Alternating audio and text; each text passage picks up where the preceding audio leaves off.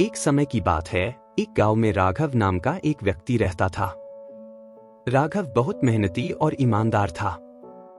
उसके अच्छे स्वभाव और कड़ी मेहनत के कारण गांव में हर कोई उसकी तारीफ करता था और दूर दूर तक लोग उसके बारे में जानते थे। एक दिन जब राघव अपने खेत पर काम करके घर लौट रहा था, उसने रास्ते में कुछ लोगों को बातें करते सुना। ये लोग भी उसी के बारे में बात कर रहे थे। राघव को उम्मीद थी कि लोग उसकी तारीफ कर रहे होंगे, इसलिए वह चुपचाप उनके पीछे पीछे चलने लगा। लेकिन जब उसने उनकी बातें ध्यान से सुनी तो वह हैरान रह गया। कोई कह रहा था राघव बहुत घमंडी है, तो कोई कह रहा था सब जानते हैं कि वह अच्छा होने का दिखावा करता है। राघव ने इससे पहले कभी अपनी बुराई नहीं सुनी थी। इस घटना का उसके मन पर बहुत गहरा असर पड़ा। अब जब भी वह कुछ लोगों को बातें करते देखता, उसे लगता कि वे उसकी बुराई कर रहे हैं।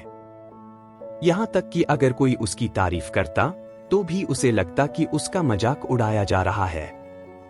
धीरे धीरे गांव के सभी लोग महसूस करने लगे कि राघव बदल गया है।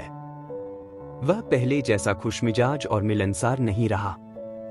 उसकी पत्नी सविता भी अपने पति के व्यवहार में आए बदलाव से दुखी रहने लगी। एक दिन उसने राघव से पूछा, आजकल आप इतने परेशान क्यों रहते हैं? कृपया मुझे इसका कारण बताएं। राघव ने उदासी भरे स्वर में उस दिन की घटना सविता को बताई। सविता को भी समझ नहीं आया कि इस समस्या का क्या समाधान हो सकता है, लेकिन तभी उसे ध्यान आया कि पास के गांव में एक सिद्ध साधु आए हुए हैं। उसने राघव से कहा, सुनिए, मुझे पता चला है कि पड़ोस के गांव में एक पहुंचे हुए संत आए हैं। चलिए हम उनसे कोई समाधान पूछते हैं।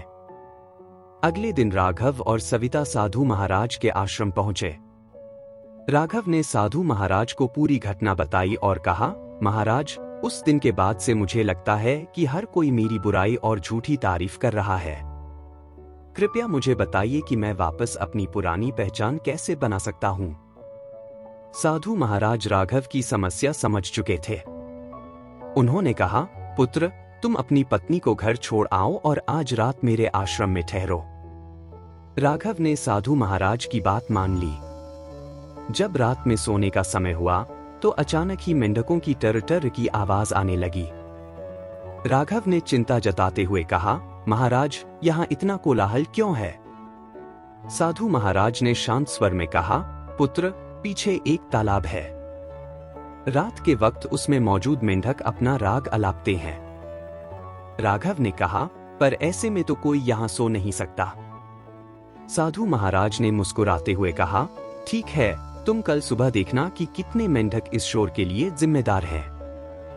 अगली सुबह राघव ने तालाब के पास जाकर देखा और कुछ मेंढकों को पकड़ लिया। जब उसने देखा कि कुल मिलाकर सिर्फ 8 से 10 ही मेंढक हैं, तो वह हैरान रह गया।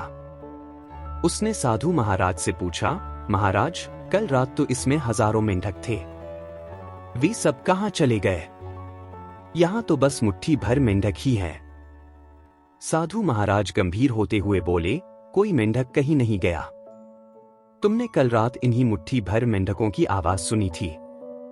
ये मुट्ठी भर मेंढक ही इतना शोर कर रहे थे कि तुम्हें लगा कि हजारों मेंढक टर टर कर रहे हैं। पुत्र, इसी प्रकार जब तुमने कुछ लोगों को अपनी बुराई करते सुना तो तुमने यह गलती की कि तुमने सोचा कि हर कोई तुम्हारी बुराई कर रहा है। लेकिन सच्चाई यह है कि बुराई करने वाले लोग भी इन मुट्ठी भर मेंढकों के समान ही हैं।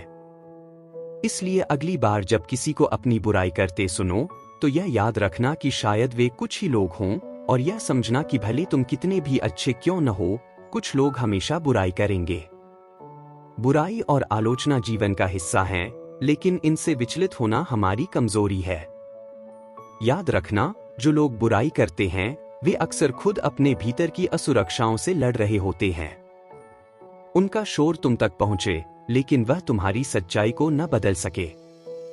इसीलिए अपने अच्छे कर्मों पर ध्यान दो और अपने दिल की सुनो।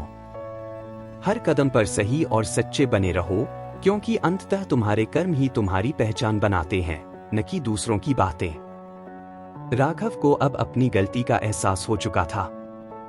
वह पुनः अपने पुराने खुशमिजाज और मेहनती स्वभाव में लौट आया। उसने समझ लिया कि हमें कुछ लोगों के नकारात्मक व्यवहार को हर किसी का व्यवहार नहीं समझ लेना चाहिए और हमें अपनी जिंदगी को पूरी सकारात्मकता के साथ जीना चाहिए। राघव की तरह हमें भी कुछ लोगों की आलोचना को अपनी पूरी पहचान मानने की बजाय अपने अच्छे कर्मों और सच्चाई पर विश्वास करना चाहिए। जीवन में कभी कभी ऐसी समस्याएं आती हैं जो रात के अंधेरे में बड़ी और भयानक लगती हैं, लेकिन जब दिन के उजाले में हम उनका सामना करते हैं तो वे समस्याएं छोटी लगने लगती हैं। इसलिए हमें मुट्ठी भर मेंढकों की आवाज से डरना नहीं चाहिए, बल्कि समाधान खोजने की कोशिश करनी चाहिए। अगर आपको ये कहानी पसंद आई हो तो इसे लाइक करें, अपने दोस्तों के साथ शेयर करें और चैनल को सब्सक्राइब करना न भूलें। आपके साथ से हमें और भी नई और दिलचस्प कहानियां लाने की प्रेरणा मिलती है। धन्यवाद और फिर मिलेंगे एक नई कहानी के साथ।